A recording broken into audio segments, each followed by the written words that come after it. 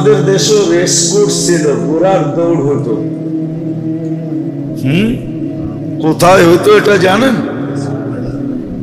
ময়দানটা কোনটা? রত্না পার্কের অপোজিটে যেটা, ওটা ছিল রেস কোর্স ময়দান। সরোয়ার্দি ওইখানে উনি বন্ধ করছে এটা। আগের যুগে ঘোড়া দৌড় হতো। তো মিশর যখন স্বাধীন হয়, তো আমর ইবনুল আস রাদিয়াল্লাহু তাআলা আনহু সেনাপতি ছিলেন। তো ঘোড়ার দৌড় চলতেছিল। আমর ইবনুল আস রাদিয়াল্লাহু তাআলা আনহু মাত্র স্বাধীন হয়েছে। নতুন নতুন স্বাধীন হলে তো কিছু এলোমেলো থাকে, ঠিক না? যারা স্বাধীন করে এদের ভিতরে বাদ থাকে, যারা পরস্ত হয় ওদের মধ্যে একটা ভয় থাকে, ঠিক না? তো মাত্র কয়েকদিন স্বাধীন হয়েছে, তো ঘোড় দৌড় চলতেছে। আমর ইবনুল আস রাদিয়াল্লাহু তাআলা আনহুর ছেলে এই ঘোড়ার দৌড়ের ভিতরে অংশ নিছে। তো এক ইহুদির ঘোড়া ওনার ঘোড়ার আগে দিয়া যাইতেছিল। আমর ইবনুল আস রাদিয়াল্লাহু তাআলা আনহুর ছেলে ইহুদির পিঠে ছড়ি দিয়ে একটা আঘাত করে দিছে। ঘোড়া দৌড়ানোর লেগে একটা ছড়ি থাকে না, লাঠির মাথায় একটা সুতা বাঁধার মতো একটা গুঠলিয়ালা, ওটা দিয়ে পিঠে টাচ করে দিছে।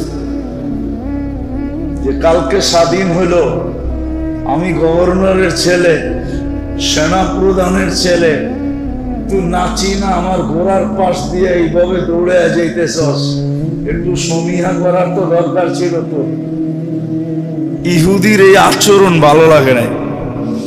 ও সিধা মদিনায় আসছে, আয়েশা ওমর রাদিয়াল্লাহু তাআলা আনহুর কাছে অভিযোগ করে দিছে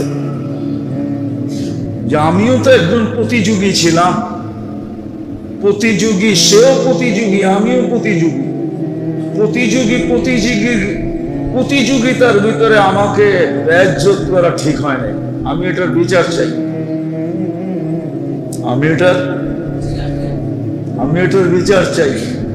ওমর রাদিয়াল্লাহু তাআলা আনহু চিঠি লিখছেন আমর ইবনে আস রাদিয়াল্লাহু তাআলা আনহুকে যে তুমিও আসবা, ছেলেকেও নিয়ে আসবা।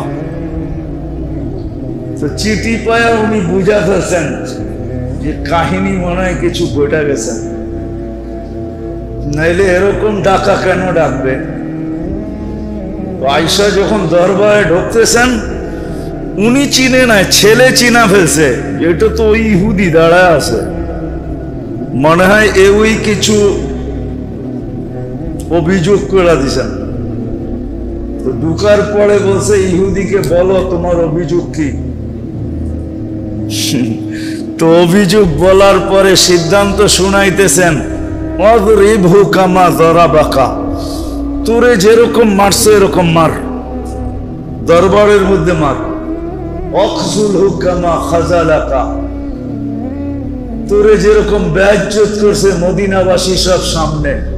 কারণ ওইখানে তো দরবার মানে মসজিদে নববীর বারিন্দায় হতো, পুরা মদিনা জমা, যেরকম বেইজ্জত করছে এরকম কর।